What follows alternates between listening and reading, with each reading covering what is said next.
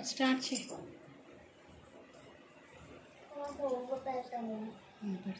Hello అండి, అందరు ఎలా ఉన్నారు? బాగున్నారా?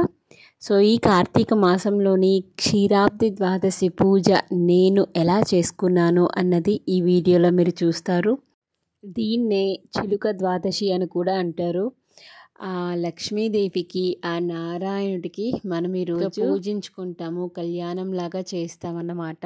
శ్రీ మహావిష్ణువుకి ఎంతో ఇష్టమైన తులసి మాలనైతే నేను ఇక్కడ రెడీ చేసుకుంటున్నాను. ఆషాఢ శుద్ధ ఏకాదశి నాడు స్వామి నిద్రలోకి వెళ్తారు కదా, మళ్ళీ 4 నెలల తర్వాత అంటే ఈ కార్తీక మాసంలోని ఉత్తాన ఏకాదశి వస్తుంది కదా, సో అప్పుడు స్వామి లేస్తారన్నమాట. సో ఏకాదశి తర్వాత వచ్చిందే ఈ ద్వాదశి. సో ఈ ద్వాదశి రోజున స్వామి చక్కగా బృందావనానికి వస్తారు, జీవనానికి విచ్చేస్తారనమాట. అందుకే ఈ రోజున మనం లక్ష్మీనారాయణులకి పూజ చేసుకొని తులసమ్మని లక్ష్మీదేవిగా భావిస్తాము. అలానే జమ్మి కొమ్మని వచ్చేసి విష్ణుమూర్తిగా భావించి వాళ్ళిద్దరికీ చక్కగా మనం పూజ చేసుకుంటాం. ఆడవాళ్ళకు మన ఆడవాళ్ళందరికీ కూడాను ఏం కావాలి అని అంటే సౌభాగ్యమే ఫస్ట్ మనం కోరుకుంటాం. ఎన్ని డబ్బులు ఇవ్వండి, ఎంత బంగారం ఇవ్వండి, ఏది ఇవ్వని ముందుంచినా కూడా ఫస్ట్ మనం సౌభాగ్యమే కోరుకుంటాం కదా.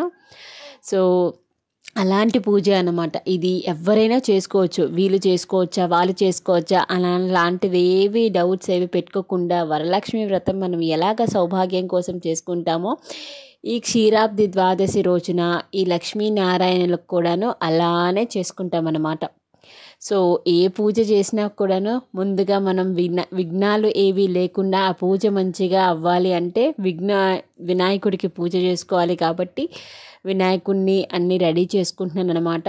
అండ్ కార్తీక మాసంలోని ఉసిరికాయలు అంటే దాని యొక్క ప్రత్యేకత వేరుంటుంది. అలాంటిది ఉసిరి దీపాలు వెలిగించినా కూడా చాలా మంచిది ఈ ద్వాదశి రోజున. సో అవి కూడా నేను అక్కడ చక్కగా రెడీ చేసుకొని పెట్టుకుంటున్నాను. అండ్ అందరి దగ్గర ఉసిరి చెట్టు ఉండకపోవచ్చు కాబట్టి ఆ రోజు వరకైనాను ఒక ఉసిరి కొమ్మని తెచ్చుకొని దానికి చక్కగా పసుపు, గంధము, బొట్లు పెట్టుకొని కుంకుమని పెట్టుకొని అది తులసమ్మ దగ్గర పెట్టండి. ఆ రెండిట్లకి మనం ఆ లక్ష్మీ నారాయణులుగా భావించి వాళ్ళిద్దరికీ మనం ఈరోజు చక్కగా పూజ చేసుకుందాం. ఎలా చేసుకోవాలి అని అంటే ఇదేం పెద్ద ప్రాసెస్ ఏం కాదండి.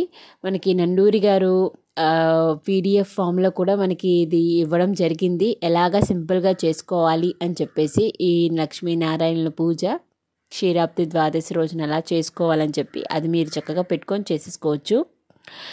సో మాకు ఆ రోజైతే పెద్ద వర్షం పడిందనమాట, చాలా పెద్ద వర్షం. సో బయట పెట్టుకుందామంటే అస్సలు వీలు లేకుండా ఉండేది. అందుకనే ఇంకా తులసమ్మని చక్కగా ఇంట్లోనే పెట్టుకుని అలా ప్రశాంతంగా కూర్చొని నేను మా వారు ఇద్దరం కూడా కలిసి చేసుకున్నాము. దానికి నేను చాలా సంతోషంగా అనమాట.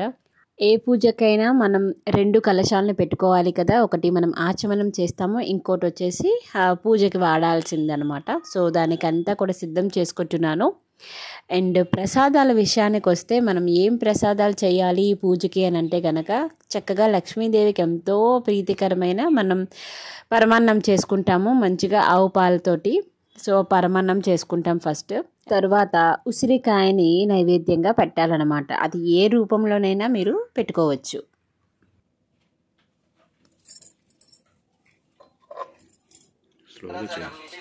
చతుర్భుజం ప్రసన్నవదనం ఛాయేత్ సర్వ విఘ్నోపశాంతయే. ఏది లేకపోతే, ఏది దొరకకపోతే ఉసిరికాయ పచ్చడి ఉంటుంది కదా, అన్నంలో వేడి అన్నంలోని ఉసిరికాయ పచ్చడి కలిపి కూడా మీరు నైవేద్యంగా పెట్టచ్చంట. సో అలా నేను కూడాను ఆ 2 నైవేద్యంగా పెట్టాను. సో ముందు వచ్చేసి మనం చక్కగా ఏ విఘ్నాలు కలగకుండా పూజ మంచిగా జరగాలి వినాయకుడి పూజతోనైతే స్టార్ట్ చేశాను అనమాట. సో పూజ మటుగా చాలా బాగా అయ్యింది.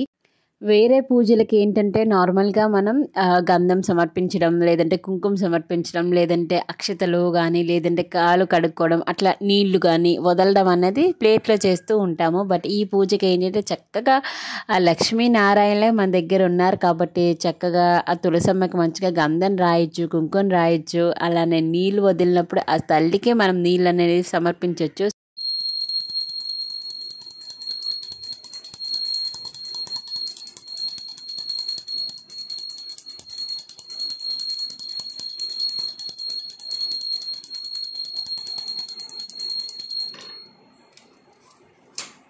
ద్వాదశి రోజున ఉసిరి దీపాలు వెలిగిస్తే కూడా చాలా మంచిది కాబట్టి నేను అక్కడ ఉసిరి దీపాలని కూడా నేను వెలిగించుకున్నాను అన్నమాట.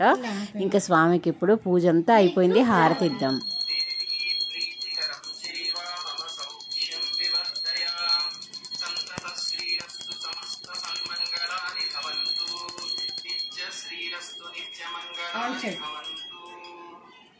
శ్రీ తులసీ సమేత శ్రీ లక్ష్మీనారాయణ స్వామినే నమః. కర్పూర నీరాజనం సమర్పయామి. నీరాజనానంతరం అలా చక్కగా హారతి ఇచ్చేసి ధూప దీప నైవేద్యాలతోటి స్వామికి అమ్మకి ఇద్దరికి కూడా చక్కగా పూజ అయితే చేసుకున్నాను. సో మీరందరూ ఎలా చేసుకున్నారని కూడా చెప్పండి. సో చాలామంది దీపదానాలు, స్వయంపాక దానాలు ఇవన్నీ కూడా ఇస్తూ ఉంటారు అన్నమాట ద్వాదశి రోజున. సో నాకు అప్పుడు ఆ రోజు కుదరలేదు కాబట్టి పౌర్ణమికి ఇద్దాము అని చెప్పేసి అనుకున్నాను. సో ఇలా నేను నాకు క్షీరాబ్ది ద్వాదశి రోజు పూజ అయితే ఇలా చేసుకున్నాను. సో మీ అందరికీ ఎలా అనిపించింది అన్నది అయితే కామెంట్ సెక్షన్లో కామెంట్ చేయండి. మళ్ళీ మరొక మంచి వీడియోతో కలుస్తాను. Until then bye, take care, శ్రీమాత్రే నమః.